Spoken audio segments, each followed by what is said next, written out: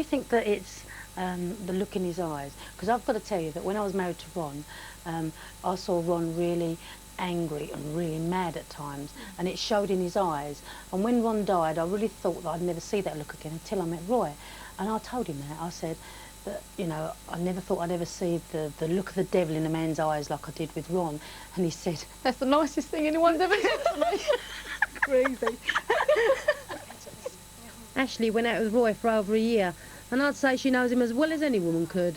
He turns serious things into humour, so that's great about him. Yeah, his personality is not something that hits you straight away. His right-hand hook, but not his personality. I've mellowed and sorted myself out now.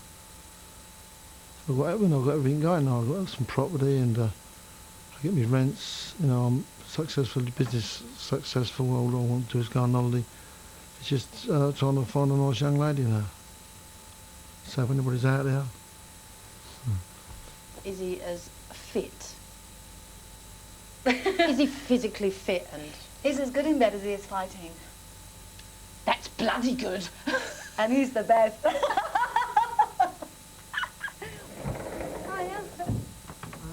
These days, Roy sees more of his family. He loves taking his grandson David boxing. David's the same sort of thing as Dad. He's very small for his age. He's very emotional.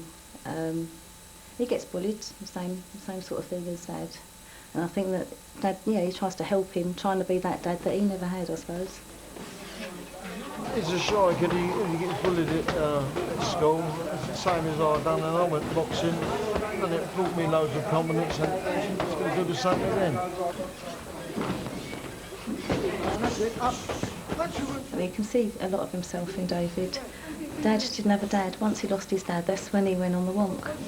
Got really emotional about it when your dad died. I know you're getting choked up now.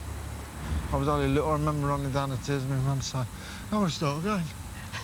You know, she said, "No. They're my dad, though." And I just got his pillow every time he comes up. I know. I expect he's trying to be that person for David and trying to guide him in the right sort of way and to build up his confidence and his self-esteem. He definitely does seem to understand him. All his life, Roy has stared adversity in the face.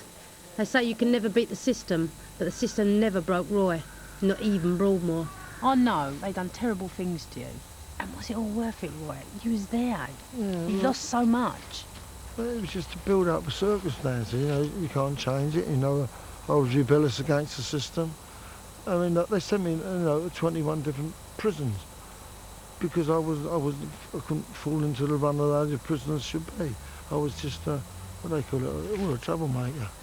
He's not mad. He's a very, very clever man.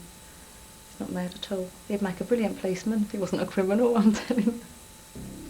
He's got these rules that he would only fight a man one-to-one, him against a man, and that's a fair fight.